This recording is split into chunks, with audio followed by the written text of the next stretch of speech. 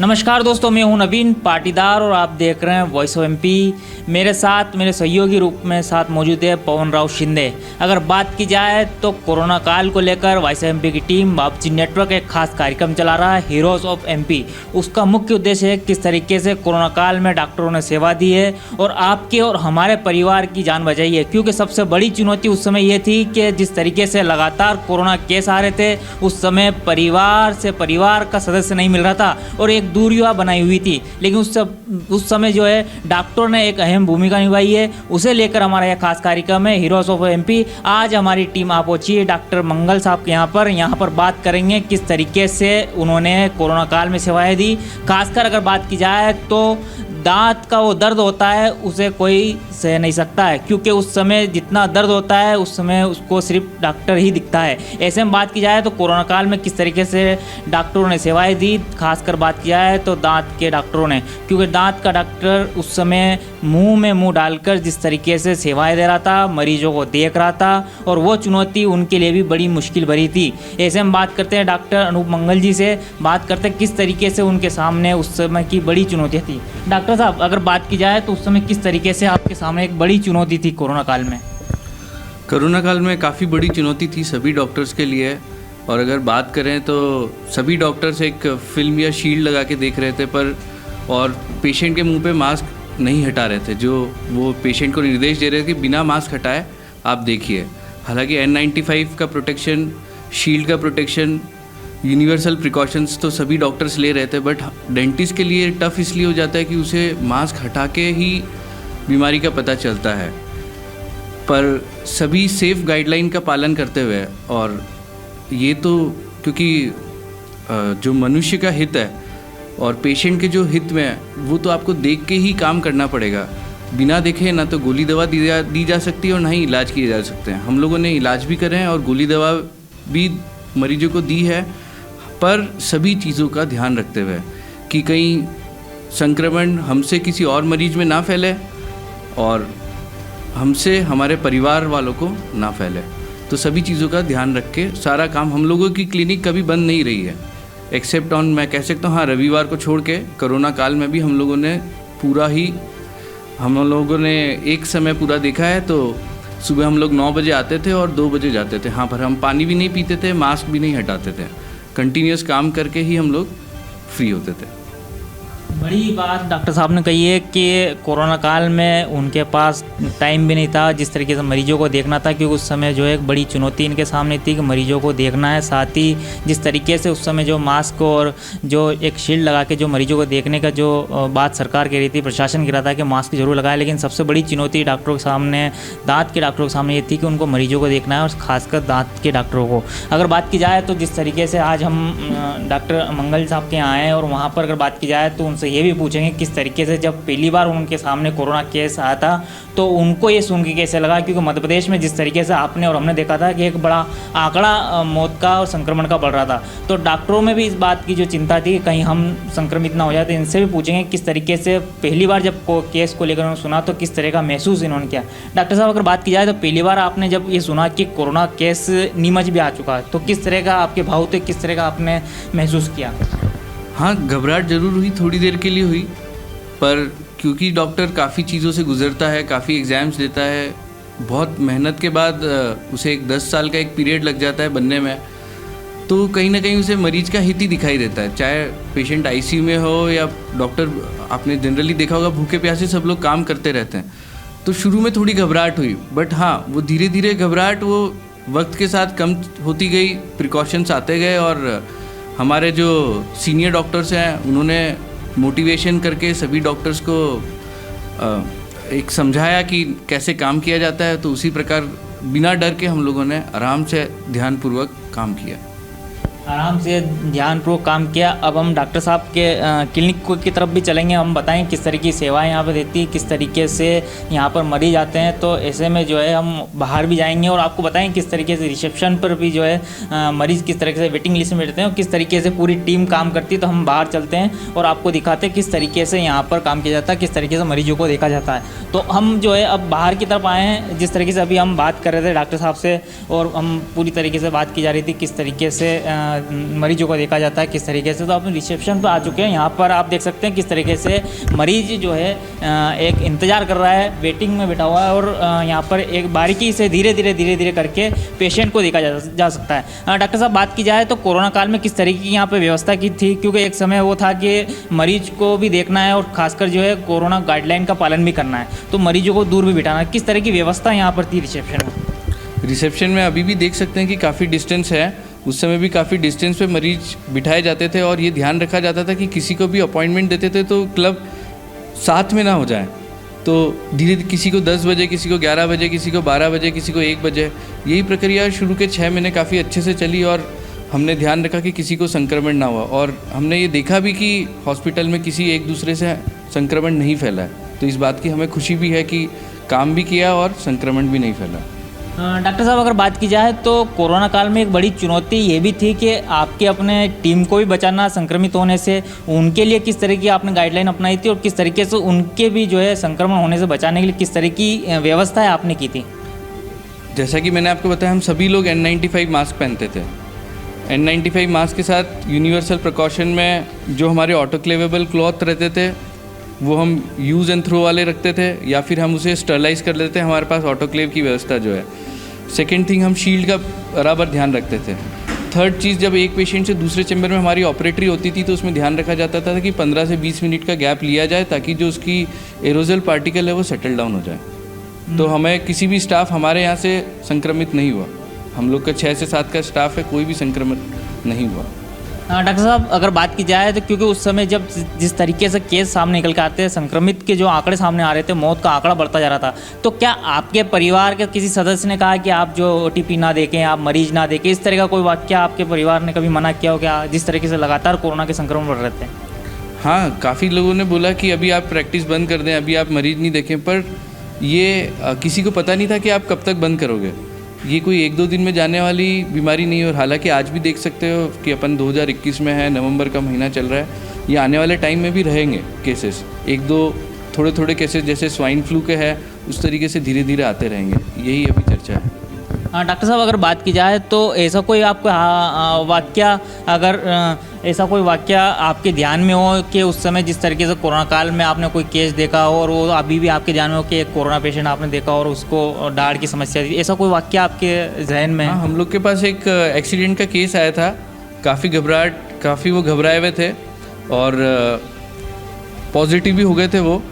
तो हमने protocol follow करके उनका 8 डेज़ का वेट करके कोरोना नेगेटिव की रिपोर्ट देख के फिर हम लोगों ने, हमारे स्टाफ के और सभी मेंबर्स ने उनका पूरा आर्च वायरिंग और फिक्सेशन करके उसे, जो 2 घंटे का सर्जिकल प्रोसीजर चलता है, हालांकि उस समय पेशेंट को 10 मिनट से 15 मिनट के अंदर फ्री करने के प्रोटोकॉल्स भी थे, बट हम लोगों ने पूरा उसको 2 घंटे तक करके, और हमें ध्यान है कि कोविड के पीक पीरियड में वो आके और हम लोगों ने बिल्कुल बराबर से उसकी सर्जरी करके, और मनासा के इधर के थे वो पेशेंट, तो काफ़ी ठीक है। मतलब ऐसे कोरोना काल में आपने देखा, डॉक्टर साहब ने बताया किस तरीके से कोरोना काल में भी पेशेंट देखे हैं और सर्जरी की बात भी उन्होंने कही है। अगर बात की जाए डॉक्टर साहब, किस तरह की सेवाएं आप देते हैं, कौन सा कहाँ पर किस तरह का जो है, किस तरह की मशीनरी का उपयोग करते हैं, हमारे दर्शकों को ये भी बताइए आप किस तरीके से। अब अंदर चलते हैं कि ये डॉक्टर साहब बात की जाए ये कौन सा है और यहाँ पर किस तरीके से ऑपरेट होता है, किस तरह के मरीजों को देखा जाता है, ये किस तरह की मशीन, अगर मशीन की बात की जाए तो किस तरह की मशीन है ये हमारे पास बायोलेज लेज़र है जो अभी लेटेस्ट इक्विपमेंट्स में आती है, तो इसमें सभी मसूड़ों की सर्जरी आप कर सकते हैं। हम लोग डेंटल इम्प्लांट्स कर रहे हैं 10 साल से, और वो भी प्रभावी रिजल्ट्स के साथ। ऑलमोस्ट हम कह सकते हैं कि हमारे हॉस्पिटल के जो सक्सेस परसेंट है डेंटल इम्प्लांट्स के भी, वो भी हम 99% पे बात करेंगे ऐसे। तो जो ये सब महानगरों के जो है टीथ वाइटनिंग वाला जो लेज़र प्रोसीजर्स हैं वो भी हम लोग फॉलो करते हैं। तो एक्सेप्ट जो आपका रोटरी रूट केनाल जो हम करते हैं, रूट केनाल जो अपन ऑटोमेटिक इंस्ट्रूमेंट्स हैं, जो हमारे एपेक्स लोकेटर हैं, तो सारी चीज़ों को देखते हुए, स्टेरिलाइजेशन प्रोटोकॉल फॉलो करते हुए, एक दांत संबंधित जो उच्च स्तरीय सुविधा जो नीमच के क्षेत्र को मिलनी चाहिए वो काफ़ी ध्यानपूर्वक करके हम प्रदान करते हैं। हम लोग के पास एक full mouth X ray OPG machine भी है, और हम लोग के पास ये जो RVG है वो भी हम लोगों ने हर कैबिन्स में लगा रखी हैं। तो हर चैम्बर एक फुल्ली इक्विप्ड करने की कोशिश करी है। सबके साथ एक स्टरलाइज़र भी, UV चैम्बर भी ऐड है। तो जो 3 स्टेप प्रोटोकॉल फॉलो होता है स्टरलाइजेशन का, उसको ध्यान रखते हुए और एक उच्च स्तरीय सुविधा और सभी प्रकार के केसेस यहाँ पे करे जाते हैं। ऐसे यहाँ पे एक अक्कलदाढ़ निकालना हो, फंसी हुई अक्कलदाढ़ हो, या अपन बात करें किसी पेशेंट के मुंह में कोई भी एक भी मतलब पेशेंट के मुंह में एक भी दांत नहीं है, उसे फिक्स बत्ती सी लगाना हो, तो इम्प्लांट सिस्टम द्वारा हम लोगों ने काफ़ी केसेस जो 10 साल में मोर देन 500 मतलब 500 इम्प्लांट से ज़्यादा केसेस करना एक नीमच के क्षेत्र के लिए बड़ी बात है। इस हॉस्पिटल के लिए बड़ी बात तो ये है कि इम्प्लांट करना 500 एक बड़ी बात है। ऐसे में नीमच को एक महानगरों की जो सौगात होती है वो यहाँ के डॉक्टर मंगल ने दे रखी है। जिस तरीके से उन्होंने बताया किस तरह की लेज़र मशीन उनके पास है, उस मशीन का किस तरीके से उपयोग होता है वो भी हमने आपको दिखाया। अगर बात की जाए डॉक्टर साहब तो और किस तरह का सर्जरी किस तरीके से यहाँ पर काम किया जाता है, किस तरीके पेशेंट को देखा जाता है, जिस तरीके से, और कितनी टीम वर्क आपके पास है जो यहाँ पर काम करते हैं? हमारे पास फुल्ली इक्विप्ड स्टाफ है और मतलब मेरी वाइफ डॉक्टर सुरभि मंगल, वो एक ऑर्थोडोंटिस्ट हैं। तो जो टेढ़े मेढ़े दांत होते हैं जिनको ब्रेसेस की आवश्यकता होती है, ब्रेसेस की आवश्यकता होती है और उनको ब्रेसेस लगा के जो सीधा किया जाता है वो भी सफलतापूर्वक कर रहे हैं। एंड वो पहली ऑर्थोडोंटिस्ट थी और आज भी एक ओनली फीमेल ऑर्थोडोंटिस्ट है नीमच की, तो काफ़ी गौरव वाली बात है। और हमारे पास दूर दूर से बत्ती सी लगवाने भी केसेस आते हैं।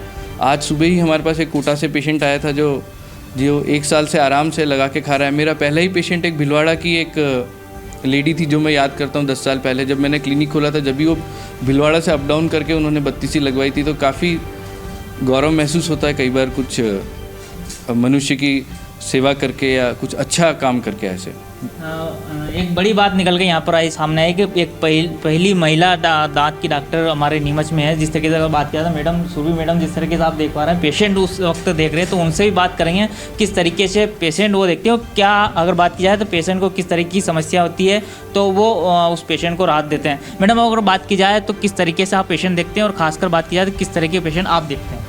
मेरी स्पेशलिटी ऑर्थोडोंटिस्ट जो बोलते हैं, जो टेढ़े मेढ़े दांतों को सीधा करने के विशेषज्ञ होते हैं, वो मेरी स्पेशलिटी है। तो जिन मरीजों के दांत टेढ़े मेढ़े होते हैं उनको इस तरीके से ब्रेसेस लगा के, हर तरह के ब्रेसेस लगाए जाते हैं यहाँ पे। एक ये रूटीन मेटल ब्रेसेस रहते हैं, फिर दांत के रंग के ब्रेसेस रहते हैं, और भी बहुत सारी पद्धति होती है टेढ़े मेढ़े दांतों को सीधा करने की। वो सब टेढ़े मेढ़े दांतों को सीधा करने का रोल मेरा है। सुबह मैडम अगर बात की जाए तो कोरोना काल में भी आपने केस देखे होंगे कि उस समय सबसे बड़ी चुनौती थी कि पेशेंट को जिस तरीके से भी आप देख रहे हैं उस समय भी ऐसे ही पेशेंट को देखना था। तो किस तरीके से आप पेशेंट देखते थे और किस तरीके से एक बड़ी चुनौती ये थी कि मास्क भी हटाना है और पेशेंट को देखना है, कि उस समय ऐसा माना जाता था कि परिवार से परिवार दूर रहे। तो क्या मानते कितनी बड़ी चुनौती थी आपके लिए? चुनौती तो बड़ी थी क्योंकि हमारा काम सीधा मुंह के अंदर घुस के करने का ही है। पेशेंट के मास्क हटाते थे पर हम अपना डबल प्रोटेक्शन यूज़ करते थे, N95 मास्क, उसके संग एक और डिस्पोजेबल मास्क यूज़ करते थे। ग्लव्स होते ही थे जो हर पेशेंट के बाद उतार के फेंक दिए जाते थे। इसके ऊपर एक फेस शील्ड और होती थी जो अपन मास्क के ऊपर शील्ड लगा लेते थे, उसको फिर नियमित रूप से साफ़ किया जाता था। ये एप्रन वगैरह की जगह एक पूरे ग्रीन गाउन होता था जो सर्जिकल गाउन होता है, वो हर पेशेंट के राउंड के बाद वो ऑटोक्लेव होने जाता था। ये सारी पद्धतियाँ मतलब जो अपन पर्सनल प्रोटेक्टिव इक्विपमेंट बोलते हैं PPE, वो पूरा तरीके से यूज़ किया जाता था पेशेंट को देखने के लिए। क्योंकि कोरोना काल में भी पेशेंट तो बीमार हो ही रहे थे, कोरोना के अलावा बाकी बीमारियां पेशेंट को हो ही रही थी, तो उनको सेवा देने के लिए हम लोग पूरी तरीके से एक्टिव थे। मैडम अगर बात की जाए तो महिलाओं में कोरोना को लेकर काफ़ी डर था और आप महिला डॉक्टर हैं, तो क्या आपको ऐसा नहीं लगा कि कभी मैं संक्रमित हो जाऊँगी? तो ये सबसे बड़ी डर आप? मैं हुई थी संक्रमित अच्छा कोरोना से। तो देखते हैं अब ये तो पकड़ पाना बड़ा मुश्किल है। हमारे परिवार में भी कोरोना हुआ था, जब मैं उदयपुर से आती हूँ वहाँ भी हुआ था, उनको भी आपातकाल में हमें देखने जाना था, यहाँ पेशेंट भी देखते थे। तो कहाँ से संक्रमण आया ये बोलना तो बड़ा मुश्किल है, पर मुझे आया था, पर पूरे परिवार में मुझे ही आया था। क्योंकि संक्रमित होने के बाद मैं वही आइसोलेट हो गई थी 15 दिन के लिए, बच्चों से दूर उदयपुर अपने घर में आइसोलेट हुई थी, तो उसके अलावा किसी को संक्रमण नहीं फैला। तो डरने की ज़रूरत नहीं थी। मतलब डर सबसे बड़ा जो है इसमें एक नेगेटिव रोल प्ले किया। जिसको डरा उसको बहुत मुसीबत हुई। आप सिर्फ अपनी पर्सनल सावधानी बरतें और जो आप अपना प्रोटेक्शन कर सकते हैं, और ख़ुद को कोरोना होने के बाद लोगों को बचाने के लिए उससे जो अपना सोशल डिस्टेंसिंग, मास्क यूज़ करना, बार बार हैंड वॉश करना और थोड़ा आइसोलेशन में रहना, ये सारी चीज़ों का ध्यान रखें तो आप संक्रमण को रोक सकते हैं। मैडम अगर बात की जाए तो जिस तरीके से आपने कहा कि मैं संक्रमित हो गई थी, तो क्या परिवार के किसी सदस्य ने आपको कहा कि आप डेंटल और मरीजों को ना देखें, आप इस तरह का कोई वाक्य आपके याद हो कि परिवार के नहीं, संक्रमित होने का जब पहला सिम्टम आया उसके बाद तो मैंने 15 दिन तक मरीज नहीं देखे थे, पर वो तो मरीजों की सावधान मतलब सेफ्टी के लिए कि मैं संक्रमित थी तो मरीज ना हो, तो उसके बाद तो 15 दिन तक नहीं देखे थे। पर ऐसा परिवार में फिर किसी ने नहीं कहा कि आपको मरीजों से हो गया तो आपने मरीज क्यों देखे, या ऐसा कुछ नहीं हुआ। कोरोना काल की ऐसी कोई चुनौती आपको आज भी याद है? आप जब सोते हैं तो कभी आपको वाकई याद आता है? तो कोई सीन आपके सामने है कि कोरोना काल में कोई पेशेंट का सीन आपके सामने हो? कोरोना काल के पेशेंट के सीन तो यही है, कुछ कुछ ऐसे पेशेंट हमें करने पड़े थे, या पेशेंट के ऐसे एक्सरे जो हमें पता था कोरोना संक्रमित हैं, जो पेशेंट ने भी हिस्ट्री दी, वो ट्रीटमेंट नहीं चल रहा था, पर जैसे उन्होंने हिस्ट्री दी, उनको खांसी हो रहा है, सर्दी हो रहा है, 2 दिन पहले बुखार भी था, उन्होंने फिर हमने उनको एडवाइस किया कि आपको कोरोना के सिम्टम हैं, आप जाके अपना चेकअप कराओ। चौड़िया जी के पास भेजा कि आप वहाँ जाओ, अस्पताल में जाओ, या जितने भी जो भी फिजिशियन को आप दिखा रहे हो या नीमच में, उनको दिखाओ, अपना चेकअप कराओ, CT स्कैन कराओ। अगले दिन पता पड़ा कि रिपोर्ट पॉजिटिव आई उनकी, तो वो डर का माहौल था कि हमने पहले ही वाले दिन अपने क्लिनिक में बैठ के उस पेशेंट का इलाज किया है, और फिर हमने उनको बताया कि सिम्टम अगले दिन वो पॉजिटिव आए। तो वो मुझे आज भी याद आता है कि वो पेशेंट को याद करना कि ये पेशेंट कल ही हमारे क्लिनिक में बैठा था, कोरोना तब फैल रहा है, हम इसका इलाज करे थे, और आज इसको पता है, हमने ही भेजा, इसकी रिपोर्ट पॉजिटिव आई है।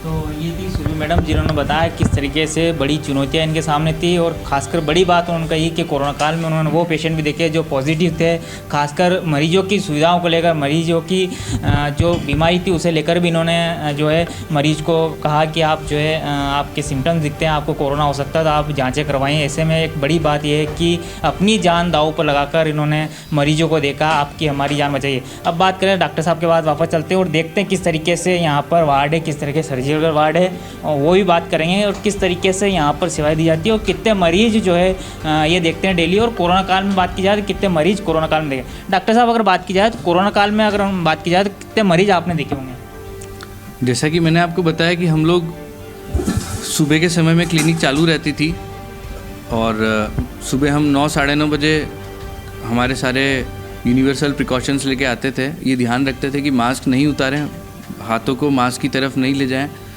जो अभी भी वैसे भी डेंटल क्लिनिक्स में काफ़ी स्टेरिलाइजेशन का रूटीन में भी फॉलो किया जाता था, जो हमें हमारे कॉलेजेस से सिखाया गया है कि जो यूनिवर्सल प्रिकॉशन है, जैसे ग्लव्स हैं, पेशेंट के एप्रन्स हैं और इंस्ट्रूमेंट का ऑटोक्लेव है, तो वो सब चीज़ें तो पहले भी थी, तो थोड़ा और उसको प्रिकॉशंस को हमने थोड़ा सा स्टेरिलाइजेशन प्रोटोकॉल अच्छे से सख्त रूप से फॉलो करके सुबह 9:30 बजे बिना एक बार हम लोग पानी पी लेते थे, उसके बाद सीधा 1:30 या 2 बजे जैसा मैंने आपको बताया था, तभी हम लोग मास्क हटा के ही पानी पीना या कुछ करना, जब क्लिनिक से सब पेशेंट फ्री हो जाते थे। जब ये प्रोटोकॉल हमारे सभी स्टाफ के लिए था, इससे ये देखा गया है कि N95 से तो काफ़ी प्रोटेक्शन मिला है।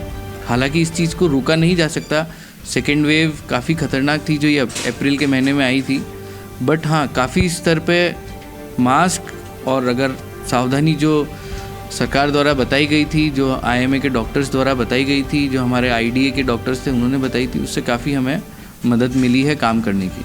डॉक्टर साहब अगर बात की जाए सुविधाओं को लेकर बात की जाए तो नीमच शहर के अगर महानगरों की तुलना की जाए तो कितनी बड़ी सुविधा यहाँ पर आप दे रहे हैं, और किस किस तरह की सुविधाएं जो आप हमारे दर्शकों को बताइए?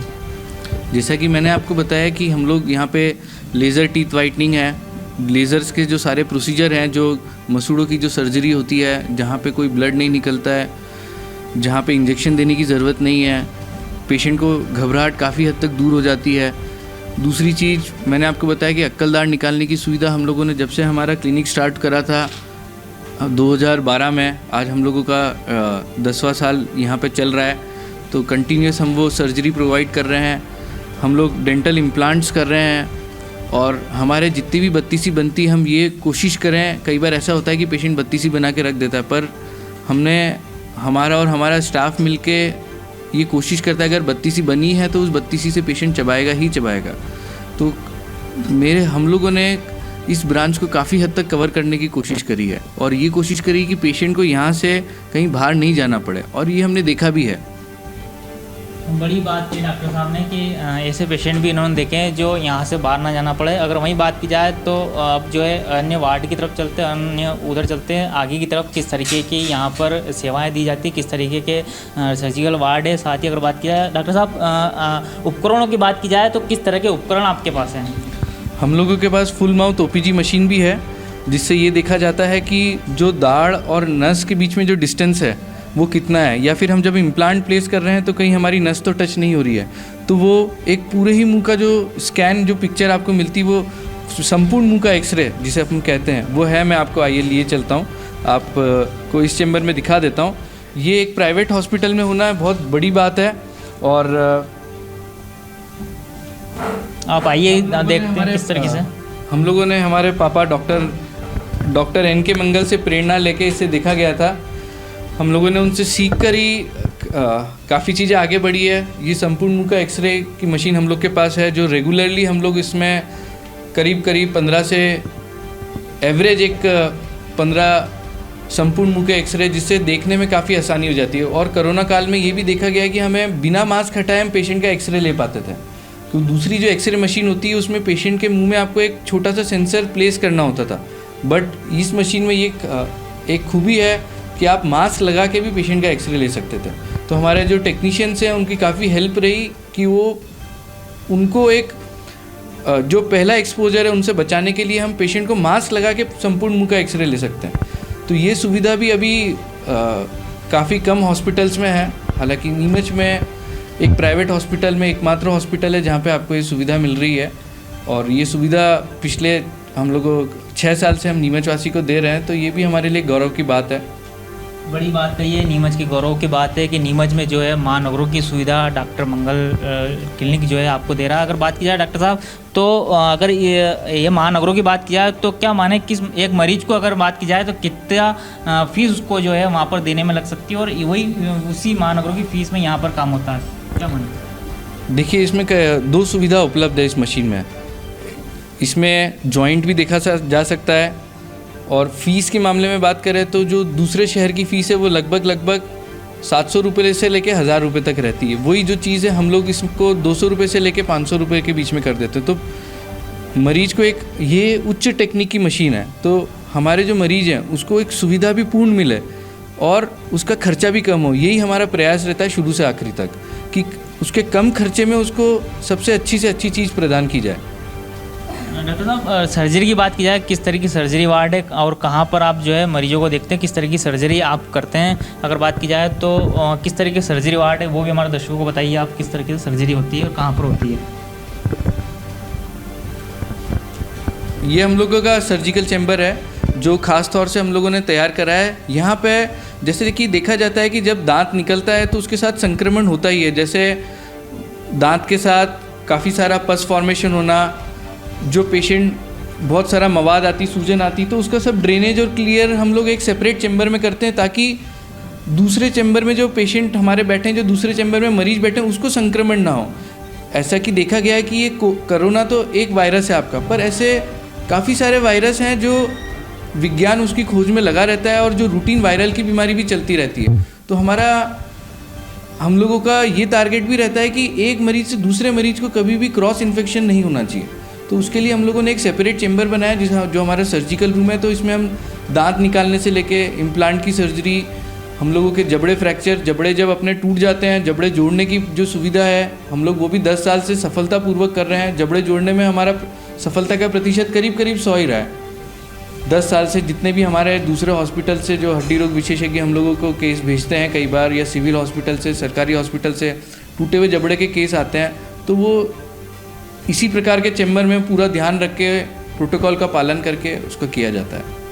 तो ये थे डॉक्टर अनूप मंगल जिनसे हमने बात की। और ख़ास बात की जाए तो जो हमारा खास कार्यक्रम है हीरोज़ ऑफ एमपी में आज विशेष रूप से मौजूद थे। और अगर आपको बात की जाए तो जिस तरीके से हमने आपको कहा था कि हीरोज़ ऑफ एमपी का मुख्य उद्देश्य है कि कोरोना काल में किस तरीके से डॉक्टरों ने आपके और हमारे परिवार की जान बचाने के लिए सेवाएं दी। और ख़ासकर बात की जाए तो बड़ी एक चुनौती जो है डेंटल जिस तरीके से दाँत के डॉक्टरों के सामने थी, क्योंकि उनके सामने सबसे बड़ी चुनौती ये थी कि उनको मुँह के सामने ही जिस तरीके से मरीज को देखना, दाढ़ के मरीज को अगर पास में जाके देखना हो, उस समय जिस तरीके से हम आप देख पा रहे थे किस तरीके से मरीज को देखने के साथ साथ जो दूरियां जिस तरीके से बनी हुई थी, घर का अपने दूसरे परिवार के सदस्य नहीं मिल रहा था, उसको दूसरे रूम में रखा जा रहा था। ऐसे में इन डॉक्टरों के लिए एक सबसे बड़ी चुनौती थी। यह था अब तक का अपडेट। इस तरह का अपडेट के लिए बने रहे हमारे साथ। जय हिंद, जय भारत।